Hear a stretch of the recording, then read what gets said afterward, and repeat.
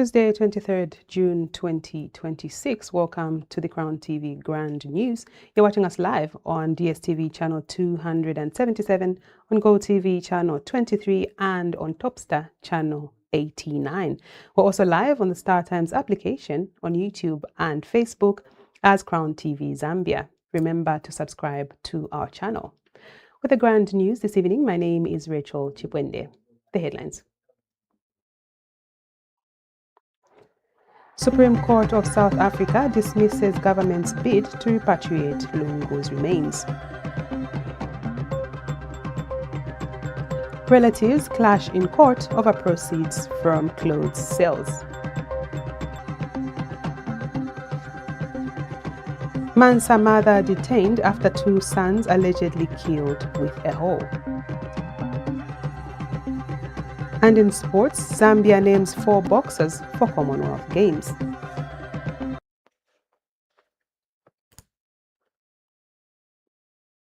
The Grand News in detail. South Africa's Supreme Court of Appeal has ruled in favor of the LUNGU family, setting aside the Gauteng High Court order dismissing the Zambian government's application to repatriate former President Edgar Lungu's remains to Zambia for burial.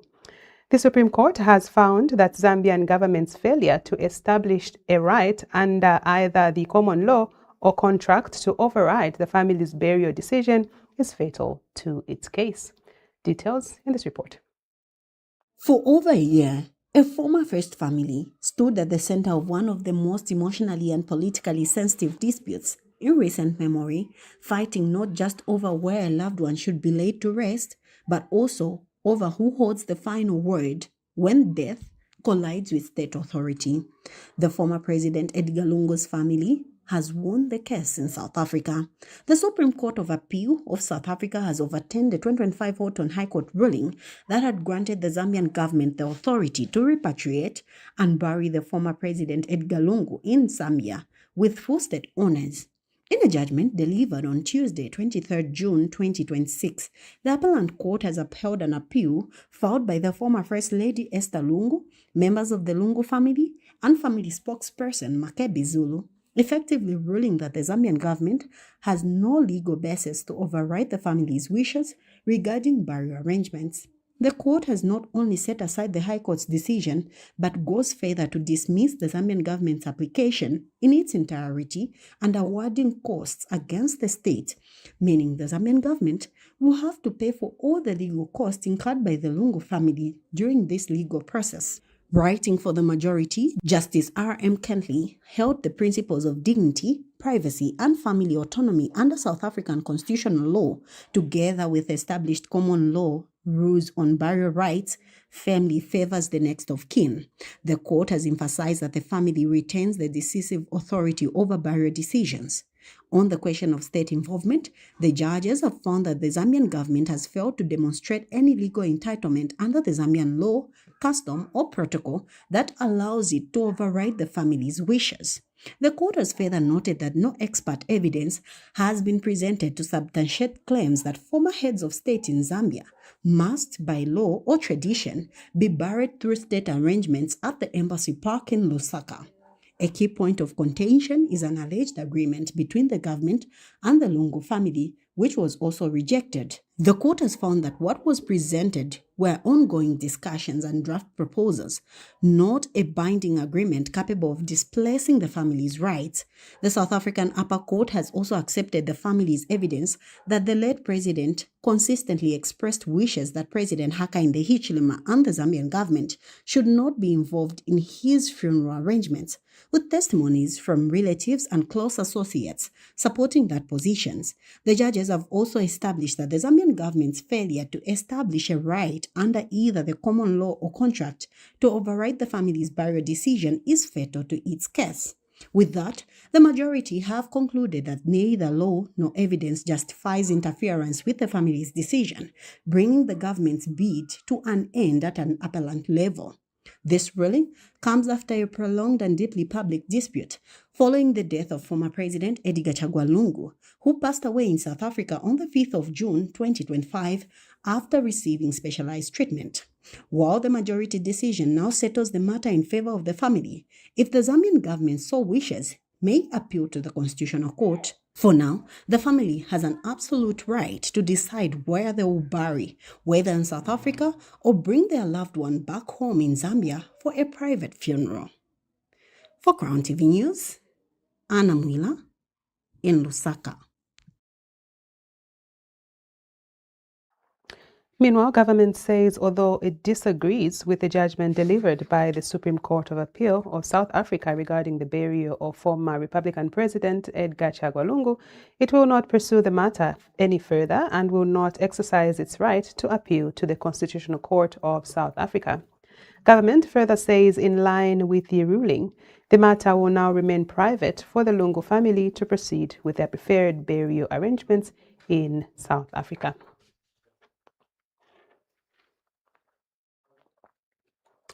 The Council of Churches in Zambia, CCZ, has welcomed the South African Supreme Court of Appeal decision on the burial of Zambia's sixth Republican President, Edgar Chagwa Lungu, saying it should pave way for closure to the prolonged impasse.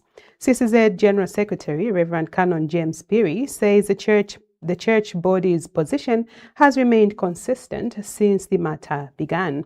Reverend Canon Piri said CCZ acknowledges the decision and hopes it will make a turning point. While respecting both the family's wishes and the court's ruling, the CCZ is still appealing for repatriation of the former head of state remains. The Council of Churches in Zambia has noted the decision by the South African Court of Appeal regarding the burial of our sixth president, the late Dr. Edgar Chagwa Lungu. So our consistent position has been that the late president be accorded a dignified burial here at home. Nevertheless, we have been given that position, the court has given the direction, and it's our hope that this development will pave way and bring this matter to a closure. We respect the family's wishes and the court's ruling, which has given the family.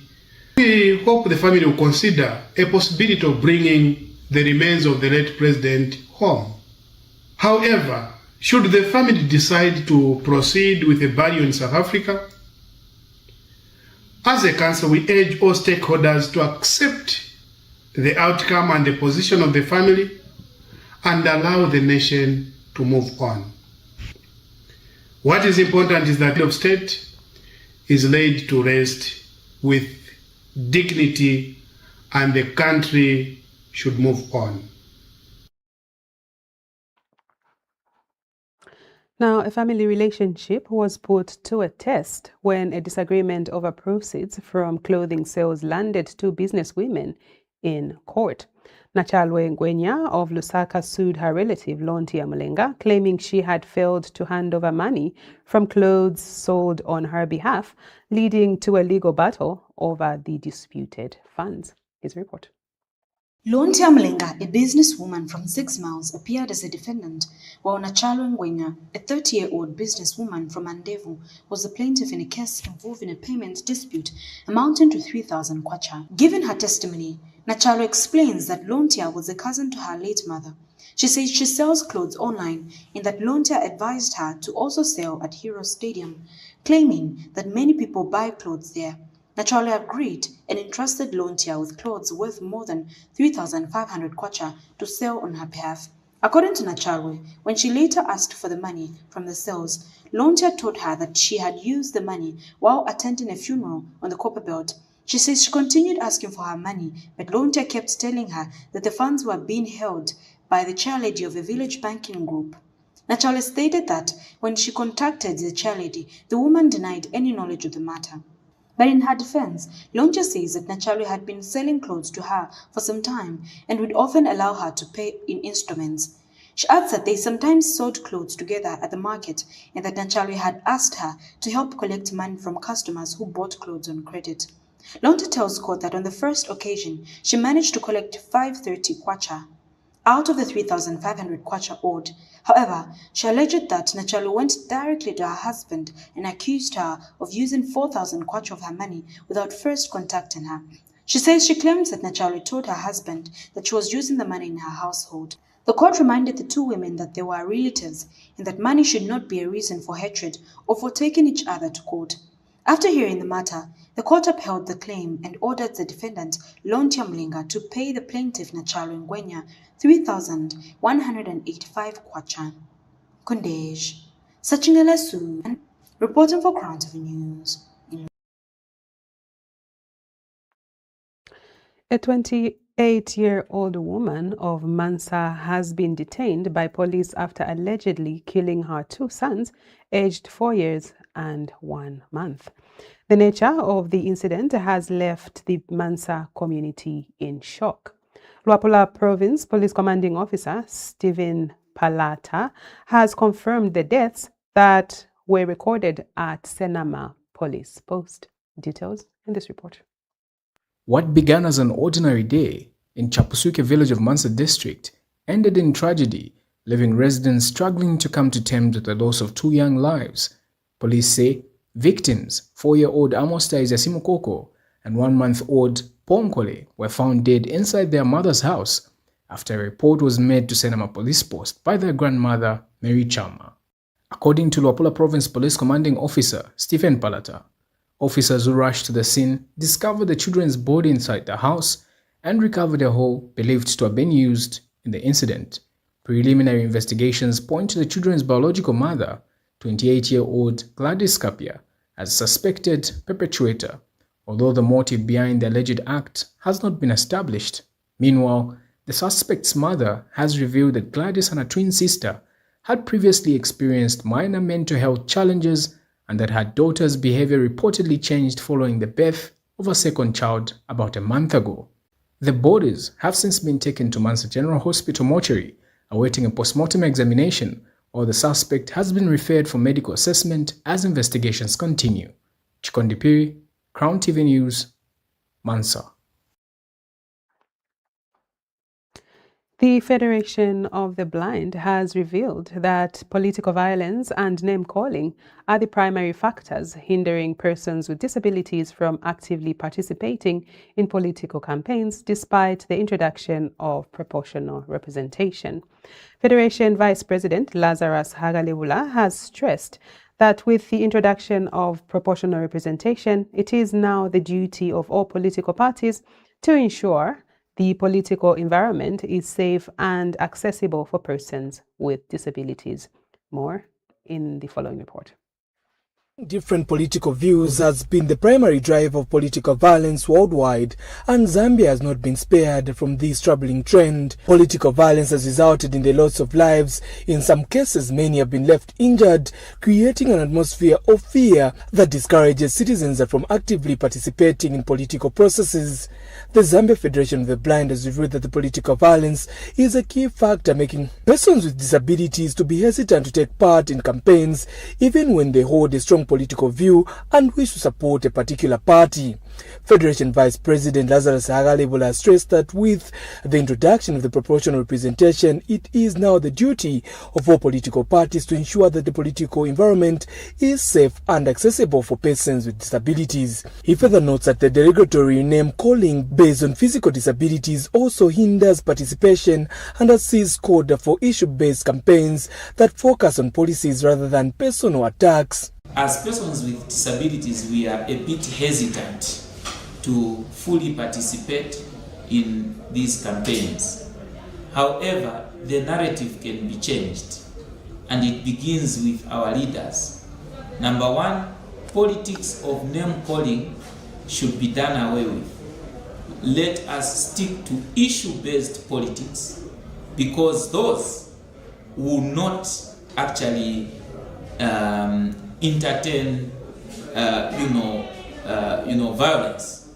When you go to the people and tell them what you want to do for them, And the other one also gets to the people, tells them what he or she wants to do for the people. It would mean that the voters will have a choice to make. Mr. Agalibula emphasized that persons with disabilities should not be denied the opportunity to contribute to the national development. He also commended the government for promoting inclusion of persons with disabilities, adding that they can now speak for themselves and actively shape the nation's future. So as persons with disabilities, we also have our democratic right to be involved in everything politically and in any other way.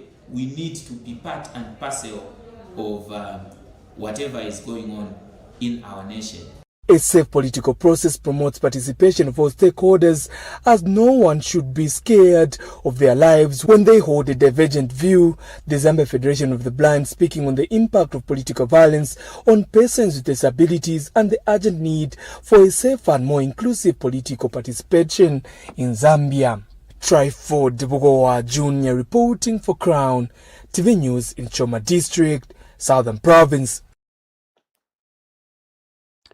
The opposition New Focus Party says the events that are being witnessed during the ongoing campaign period do not guarantee that Zambia will have free, fair and credible elections. Speaking in an interview with Crown Television News, party president Dr. Rachael SIAMUNENE says reports of political intolerance, restrictions on campaign activities and limited opportunities for some candidates to engage voters risk affecting public confidence in the electoral process. Here's a report. Republican President Hakainde Hichilema has on several occasions assured the country of free, fair and credible elections ahead of the 2026 general election. However, some events that have preceded the forthcoming pause, such as reports of political violence, campaign restrictions and concerns over equal access to voters, have raised questions among some stakeholders and political parties contesting the election. Among those raising concern is the opposition New Focus Party, which says the current government does not fully reflect conditions needed to guarantee a credible electoral process. Speaking in an interview with Crown Television News, party president Dr. Rachael SIAMUNENE says incidents of political intolerance and restrictions on campaign activities risk limiting citizens' ability to make informed choices. I'm saying is that let the Electoral Commission do their job. They hold the peace of this country. They hold the unity of this country. Mismanaging the election can bring about issues that we don't want in our country. So,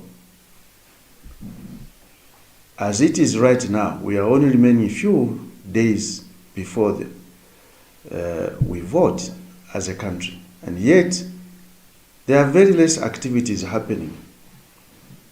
Some of us who don't have the candidate in those areas where we do not feud due to other issues, we are not able to go there. Dr. SIAMUNENE has since appealed to political players and young people to reject violence and allow democratic processes to prevail, stating that leadership should be determined by the will of the people. I think my plea is to the young people. This Zambia belongs to you. Please do not involve yourself in violence, because tomorrow it will be you who will be beaten. A karma is real, and it will come to you, and tomorrow you'll be a victim.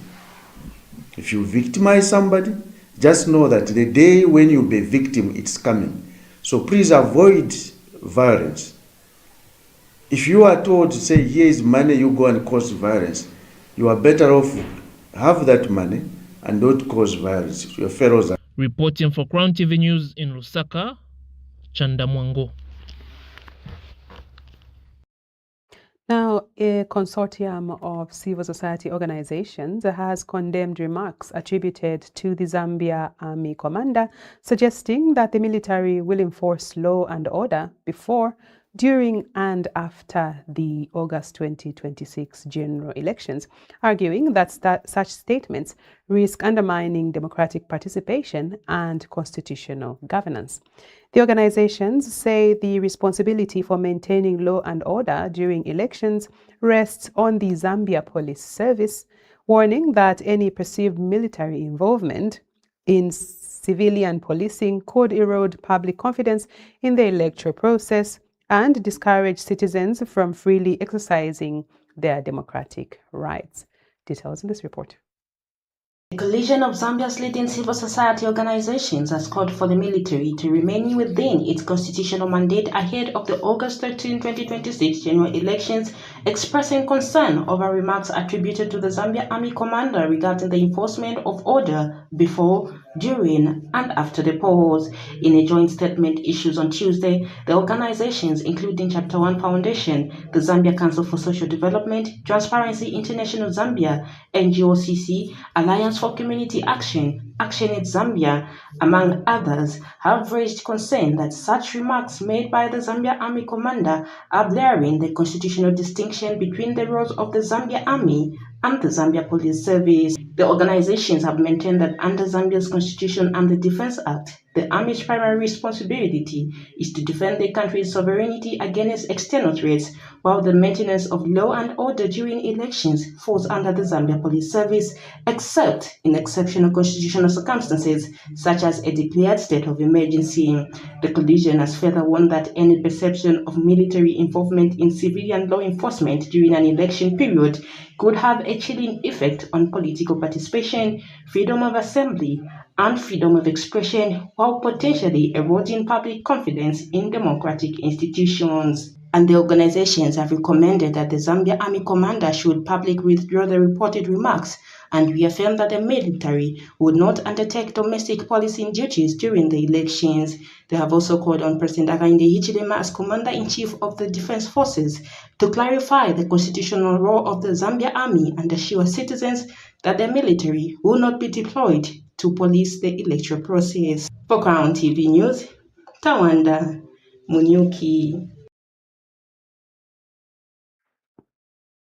We now move to the letter to the President. Remember that you can write a letter to the President and it will be read in our Grand News at 18:30.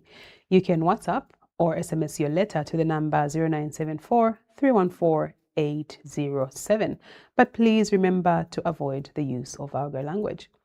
Tonight's letter to the President reads, Dear Mr. President, it is with great pleasure that I take this opportunity to write to you regarding the issue of retirees and the payment of pension benefits. When you were in opposition, Mr. President, you assured the Zambian people that retirees would receive their pension packages within 3 months of retirement. This commitment was also reiterated after you assumed office. However, I am concerned to note that the current situation is taking much longer than the promised, with some retirees waiting for close to 2 years and others up to 3 years. While we appreciate that retirees may still remain on the payroll for a period, it is important, Mr. President, that they are fully paid off in a timely manner to allow for the recruitment of young and energetic civil servants, thereby creating more employment opportunities for the youth. It is for this reason that I humbly appeal to your office to urgently look into this matter. It is also unfortunate that some of our colleagues are passed on while still waiting for their pension benefits after retirement from public office. I therefore kindly request that the measures be taken to ensure that retirees receive their benefits promptly upon retirement from public service. Thank you, Mr. President. This letter is coming from Andrew Marufeyo Shishimba from Mambwe, Eastern Province.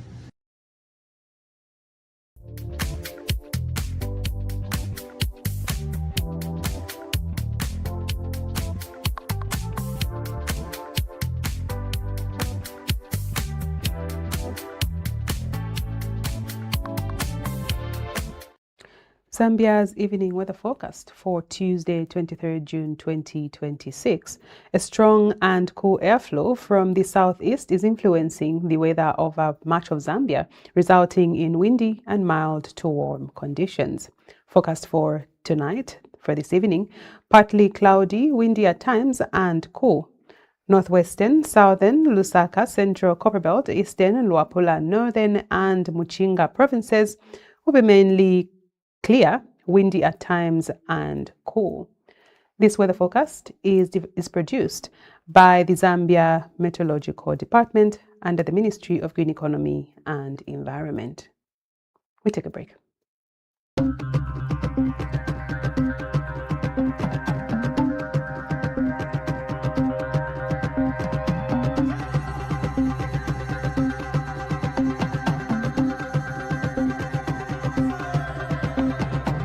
On a busy day in Lusaka, right in the middle of a vlogging, Mr. Simon Mwela's phone battery died. Well, he knew what to do next. He called Zambia's top cell phone and accessories dealer. In a flash, problem solved. Across town, Dr. Sia Twambo was getting ready for a presentation when he realized that his PA forgot something. A quick call to Mobile City and his projector screen was delivered in no time. Meanwhile, Vana Fiasasa was about to leave for the village when she remembered she needed a phone upgrade. One call to Mobile City and a new phone arrived just in time. Vana Fiasasa snapping a selfie before hitting the road? But wait, I thought the other guys were in a hurry. For free, fast and reliable delivery, trust Mobile City. Beware of scammers. Mobile City Delivery. You order, we deliver. The ultimate business stage is back. From the 1st to the 7th of July, the trade fairgrounds in Ndola will be buzzing with endless opportunities. But how does your business stand out in the crowd? You get on the big screen with Crown TV. We will be live in Ndola, ready to take your brand straight into the homes of millions. From primetime commercials to exclusive event coverage, we create advertising that drives real results. Don't miss out. Visit the Crown TV stand in Ndola between July 1st and July 7th or contact our sales team today to secure your special trade fair advertising package. Crown TV. Feel the honor.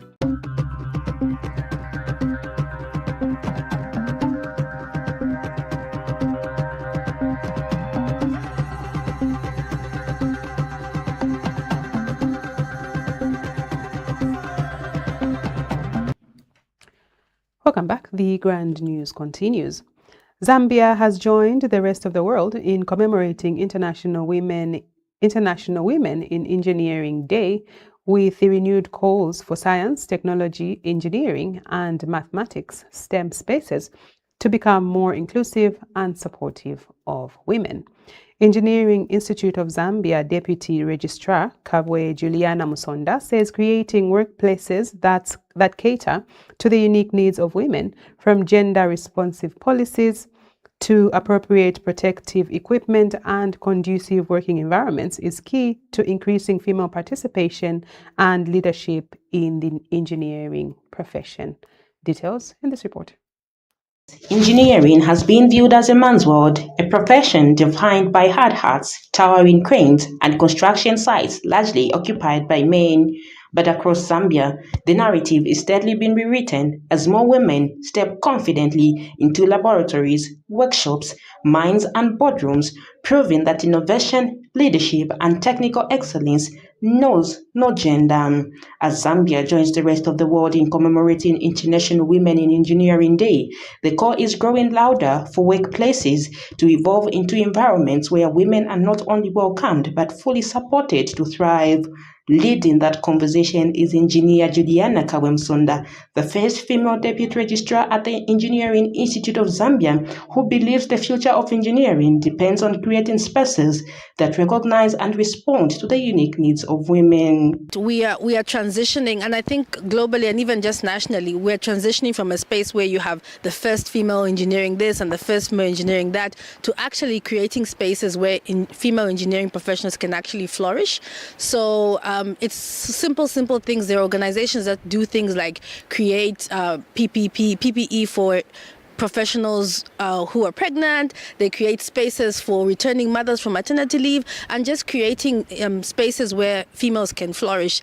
Meanwhile, despite the challenges, Engineer Msonda says significant progress has been made in breaking long-standing stereotypes that once discouraged women from pursuing engineering careers. So basically, when you look at the EIZ register and the number of female engineering professionals we have, which is engineering professionals from craftspersons, technicians, technologists, and engineers, we're sitting at maybe slightly above 10%, which is a big improvement from where we're coming from.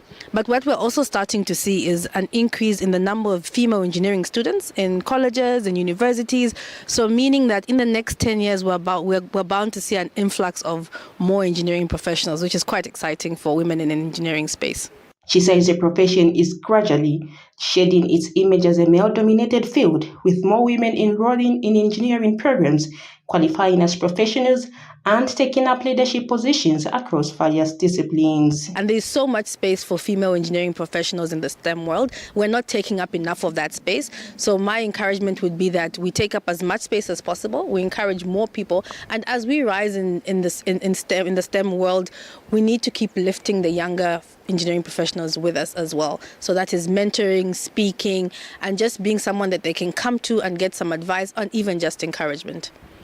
On this International Women in Engineering Day, under the theme Engineering Excellence, a toast to all the female who have dominated in the engineering sector. For Crown TV News, Tawanda Munyuki.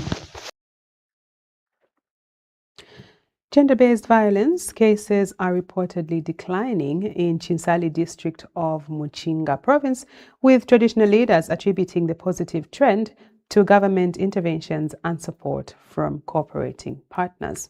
Chief Mubanga says the introduction of the Women for Change project and the Spotlight initiative is expected to further strengthen access to justice and community awareness efforts. More in the following report.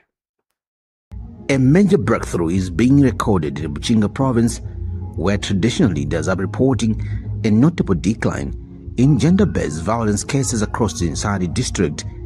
Chief Mubanga of the Bemba people says the encouraging trend is a result of sustained government interventions and the support of cooperative partners working to protect vulnerable communities.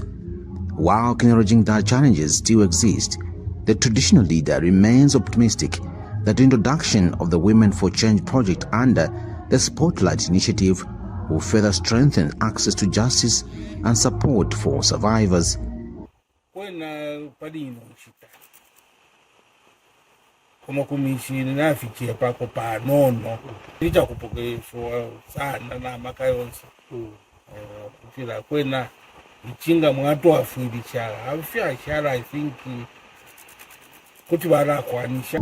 Nkweto has also welcomed the initiative, describing it as a timely intervention that will enhance community sensitization and help address harmful social practices at the grassroots level. You are remembering us in the remote areas. We are not only depending on those people in Lusaka or in nearby areas. It's good that you are also able to reach our communities. I think what you are doing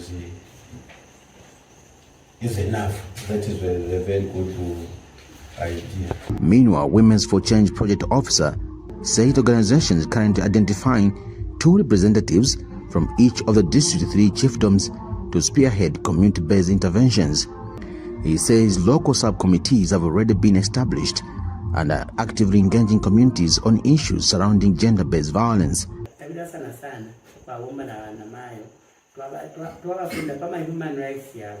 So that they can be able to exercise their human rights and enjoy them. Lero ngaifu bachitanda ndinatkwata kweshuko okira indalama kweba UNDP ishindalama chitefuna ku the government of Ireland natukwata kweshuko ukuwomba mumaprovinces yanga yaviri kuno kumuchinga natukwata kweshuko yakuwomba ku Isoka na kuchinsali. Blessings Mkandwe reporting, Crown TV News, Chinsali, Muchinga Province. The facelift of Kasama's iconic crocodile statue at Chikomanino roundabout has reached the halfway mark, with the Zambia Army reporting 50% of works completed since construction began on 12th June 2026. The 15-meter Ngwena statue, a key symbol of the Ulubemba cultural heritage, is being rebuilt on 4 pillars elevated 2 meters above the ground, and the skeleton of the statue is currently being assembled at the Zambia Army Northern Command headquarters along Golf Course Road. More in this report. The iconic crocodile statue at Kasama's Chikomanino roundabout is halfway to completion. The facelift, being carried out by the Zambia Army, has now reached the 50% mark. Work began on the 12th of June 2026, and the Ngwena statue will measure 15 meters long and sit on 4 pillars, raised 2 meters above the ground.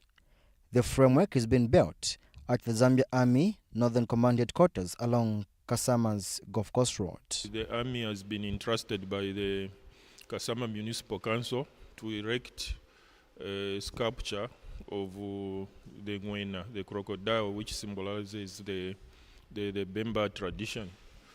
This sculpture the works are progressing very well. At the moment, we are working from the headquarters. We are doing the skeleton, which is 50% done. And from here, we'll move the skeleton to the site at the roundabout where the remainder of the works will be done. Leading the project is Warrant Officer Mlalu, the same craftsman behind the Nalikwanda boat and the elephant statue at Mongo roundabout. Colonel Lungu says residents should expect a modern, state-of-the-art monument that celebrates Ulubemba heritage. I would like to assure the public, the people of Kasama, that they expect to see a state-of-art sculpture when unveiled. What we request from them is that they give us chance to work, and there should be little criticism, because this is a progressive project. So they should wait until they see the end of the project. Then they can come and share the joy with us. And the gentleman doing this work is a warrant officer from Zambia Army. He has done a number of these projects around Zambia. And the latest one he has done is the Mungu roundabout, Nalikwanda boat and elephant. So I'm sure we don't doubt the quality of work to be delivered here. The local authority has also welcomed the project, crediting the Constituency Development Fund for making it possible. A number of infrastructures are being constructed in Kasama, and coming up with the Bemba identity or Bemba heritage around the CBD, for us that gives us so much joy, and especially that project is being funded through the Constituency Development Fund. Then we are very happy as Kasama district, because there's more that we need to see, and the more that we have done through the CDF. Once complete, the Ngwena statue is expected to become a key landmark for Kasama, blending culture with a fresh new look for the Chikomanino roundabout. Chanda Wellington reporting for Crown in Kasama. The Action Institute for Policy Analysis Center, AIPAC, has strongly urged government to immediately settle the outstanding fees owed to the University of Zambia Lecturers and Researchers Union, UNZALARU. AIPAC Executive Director Solomon Ngoma says the arrears have placed a financial strain on the union, undermining the welfare of lecturers and researchers and threatening the delivery of quality higher education at the University of Zambia. Here's a report. Recently, lecturers and researchers at the University of Zambia staged a peaceful protest over unpaid gratuities, pensions, and statutory contributions. The purpose of the march was to bring to the attention of President Hakainde Hichilema a number of long-standing and unresolved issues affecting the University of Zambia and its employees. In light of this, the Action Institute for Policy Analysis Center has strongly urged the government to immediately settle the outstanding fees owed to the University of Zambia Lecturers and Researchers Union, UNZALARU. AIPAC Executive Director Solomon Ngoma says the arrears have created financial strain, undermining the welfare of lecturers and researchers. As an institution, we strongly urge the government of the Republic of Zambia to immediately settle the outstanding fees owed to the University of Zambia Lecturers and Researchers Union. These arrears have created significant financial strain, undermining the welfare of lecturers and researchers and threatening the delivery of quality higher education at the University of Zambia. Education and research are the backbone of national development.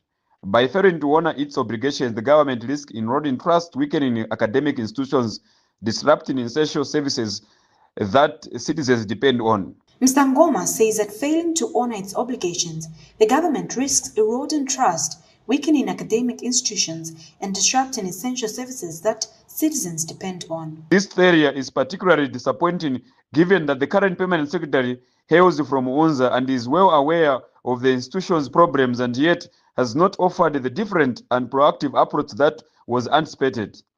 AIPAC emphasized that timely settlement of these obligations is not only a matter of financial accountability, but also a demonstration of government's commitment to fostering stability, trust, and progress in the education sector. The arrears must be cleared to restore confidence in the public institutions and to ensure that lecturers and researchers continue to contribute meaningfully to Zambia's developmental agenda. AIPAC says that timely settlement of these obligations is not only a matter of financial accountability, but also a demonstration of the government's commitment to fostering stability, trust, and progress in the education sector. Kundej Sachingalasu Ngandu, reporting for CrownTV News in Osaka.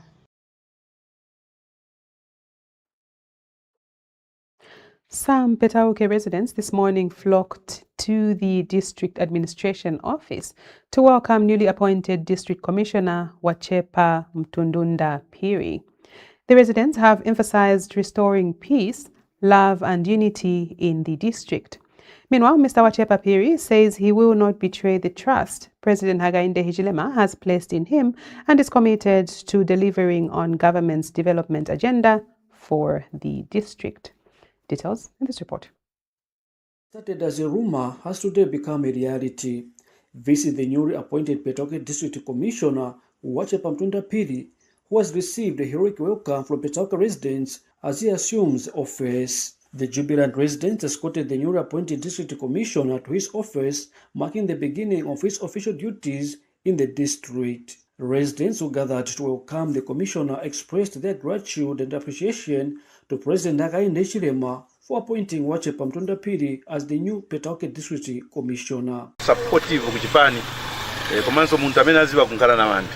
Okay, ankhala bwino na vanthu tonse wachipani. Tinki nimbera vanthu venango vakambati no sipana varandire manje ndani amene angaleko varandire ayambana na ndani muntu amene tenzoyembekezera ifi panga nkhale transfer tenze nacho mumtima tonse vachipani kuti ngati panga nkhale transfer usatise kupanga transfer tenzoziva ati muntu waiti chite jealous muntu enze wamene uja wamene angena mu office Wachepa Mtundunda Piri. So we are so grateful. In fact tiyamikire president wa ku province paicha amene achita. Amina abadisi bawera banyowani chisebenze nawo mutezosebenzera na Madam Martha Mulenga chipani chonse muno Petauke chakala chobalandira. Wachepa Mtunda ni muntu amene Petauke yamulandira na manja abiri. Petauke yonse pamozi na chipani yamulandira na manja abiri, mayuthi bamulandira na manja abiri. Chifukwa chikulupiro tili nacho efe ngati wachipani kuti Wachepa azasobenza na mtima umozi chifukwa ni muntu wankala mpetauke ni nzika ya mpetauke komanso wachuka kuchipani. Ndipo azasobenza na mtima umozi chifukwa tiziba zinchito angakhala kalibongena mu office anali muntu wabwino mtima komanso ni muntu wabwino mtima. So tikulupirira ukamba kuti Petauke wathu uzasintha chifukwa cha Wachepa Mtundunda Piri. Meanwhile, youths who attended the event also expressed excitement about the development, saying they are optimistic about the district's future under the new commissioner. Tifuna maningi munompetauke nchakuti tebantu chikhale pamozi, chikhale umozi. Chipani ndi anthu ena akunja onse chikhale umozi. Tifuna unity munompetauke, ndiponso ulemu, mafumu, ulemu, umunthu aliyense wina ndi munthu mkulu, mtontho tipasane ulemu. So ndinokondwa kwambiri pamozi ndi anzanga onse awa kuti munompetauke kuti tikhale anthu aumozi chifukwa wachepa kulingana na matitles ya kuchallenge na elder. So being the elder will bring sanity here in Petauke, and we will be in one unit or in oneness. A representative of the marketeers also shared their views on the appointment. Siba wachepa ngati mwapeza nthawi osaperewera market kufika mfunika mkofika because mu market nimo mukafika mwabwera mwaona kuti zamezi tiputa ise market munthu amene ali msogoleri afuniko kanda pena pali ponse taonepo ngakale mausogoleri ya market mufuniko ziba kuti bantu bayendesa bwanji zinthu zamezi chika market mwaichi zima marketeers ntokondwa atakula ndiani na manjabiri ngakale Petauke yonse ino ngakale benango amene tauza koza kuti zinthu zasinta tili we have another DC amene ali ba DC bamuna icho cheve nangu bantu wonse munompetauke marketeers awe ndibokondwera kwambiri. And Mr. Wachepa Mtundapiri says he's overwhelmed by the warm welcome he has received from the people of Petauke district and has pledged to work with everyone.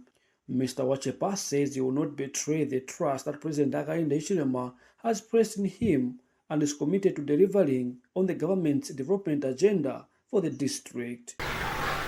Deeply humbled for the welcome. I'm very humbled. I am so grateful that you have welcomed me in this manner to the government office. It's a rare privilege, it's a rare honor, and the responsibility that the president has bestowed on me. And I promise not to betray his trust. Wow. And the trust. For Crown TV News, Sambo David, Petauke is in province. We take our final break. When we return, we will look at sports news. We'll be right back.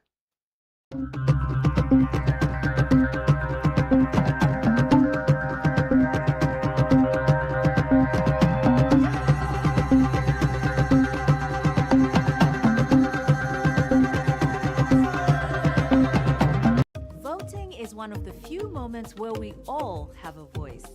One person, one vote. No titles, no status. Just a choice. It's not about doing nothing. It's about showing up.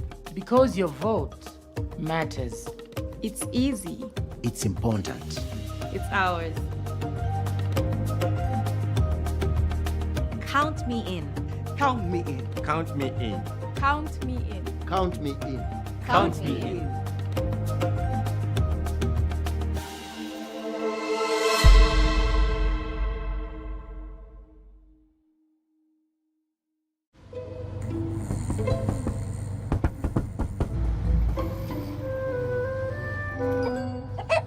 Numerous cases of people falling asleep have been reported across the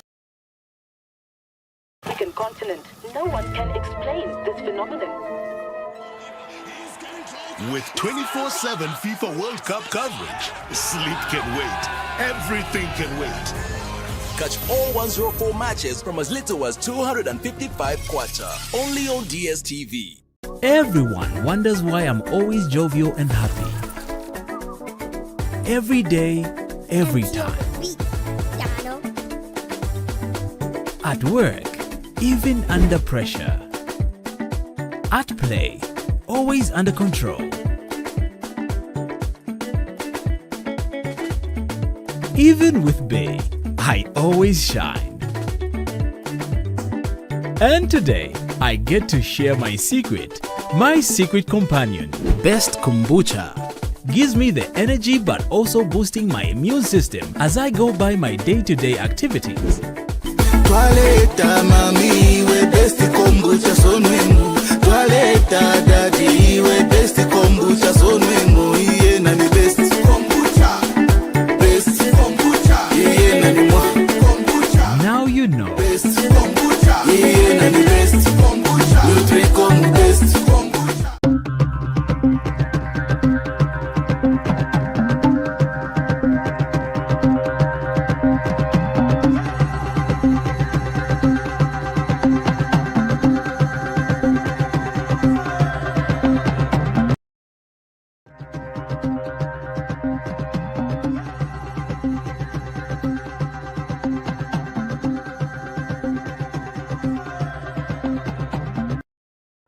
This sports news is sponsored by Nutricom, the manufacturers of Best Kombucha, and Divine Power Kombucha.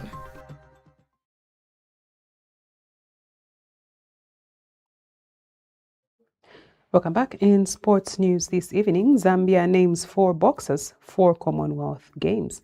Before we proceed into the details, here's a word from our sponsors.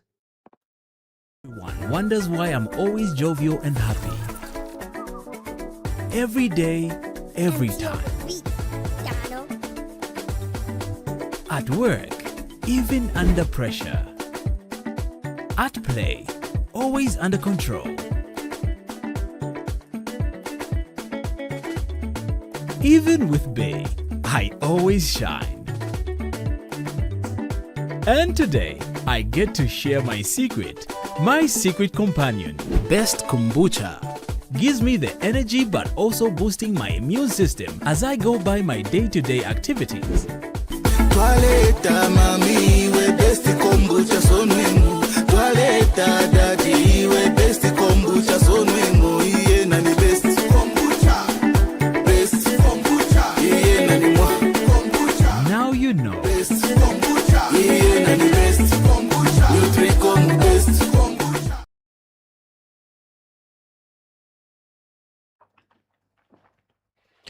This sports news in detail. Lightweight boxer Albert NGULUBE says his call-up to the national team for the Commonwealth Games is a dream come true. NGULUBE is one of the 4 boxers selected to represent Zambia at this year's Games in Glasgow. He says he's working hard to win gold and help the squad surpass the 2-medal haul from the 2022 Games. Other athletes include Emmanuel Katema, Mwengo Mwale, and Catherine Mwape. Details in this report. I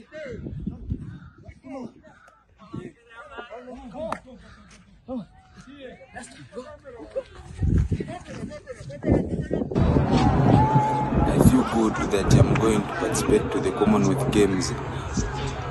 I'm training hard. I want to go and win the gold medal to the Commonwealth Games. Come and make my country proud. Haya games tuchana encourage tonse. Once dream wetu ina onyendo wina gold medal. Kupanya ijali record amene bana breaking ako waje madezi ya kumboa.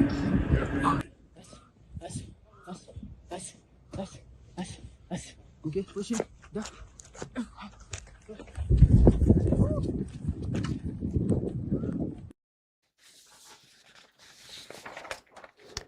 The FAS provincial playoffs 2025-2026 have burst into life as match day 1 delivered a full slate of action across both the men's and women's categories.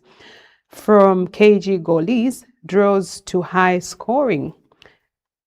I beg your pardon, I'll read that again. From KG goalless, draws to high scoring thrillers, teams wasted no time staking their claim in what's shaping up to be a fiercely contested postseason.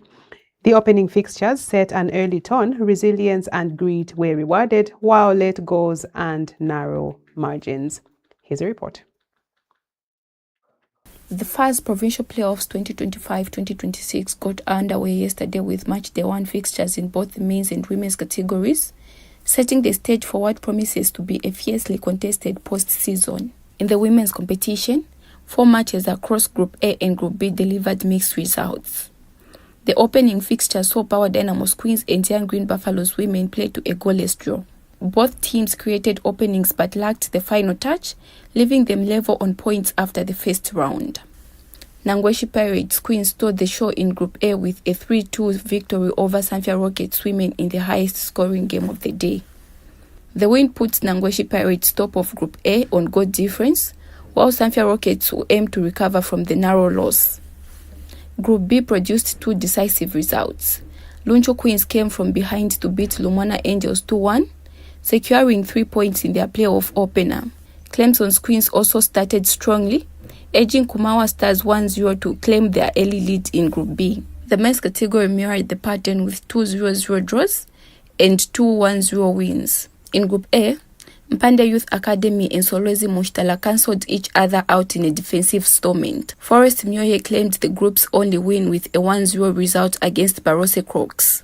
Group B saw Zambezi Portland and Nampundwe also finished 0-0 in a cautious encounter. Matcat completed the day's action with a 1-0 win over Runa Konde, putting them level with Forest Myoye on 3 points.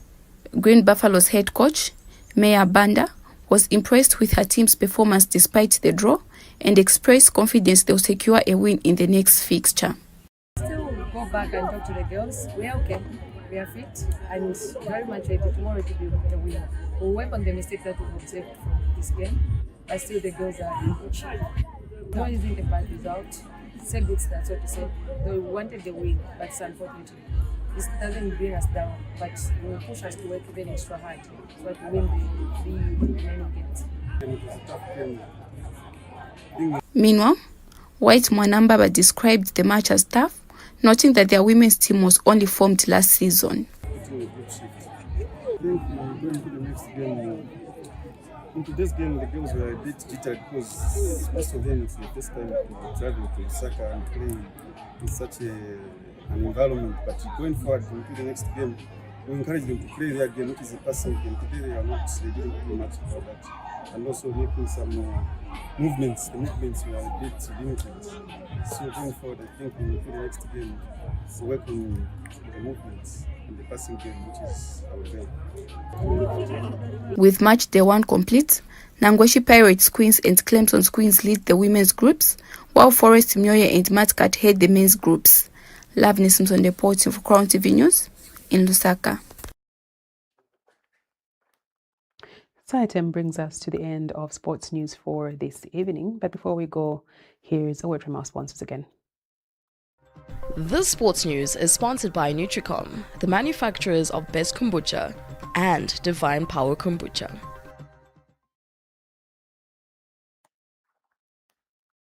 We have now come to the end of the Crown TV Grand News for this evening. But before we go, let's look at the headlines once again. Supreme Court of South Africa dismisses government's bid to repatriate Lungu's remains. Relatives clash in court over proceeds from clothes sales. Mansa mother detained after 2 sons allegedly killed with hoe. And in sports, Zambia names 4 boxers for Commonwealth Games.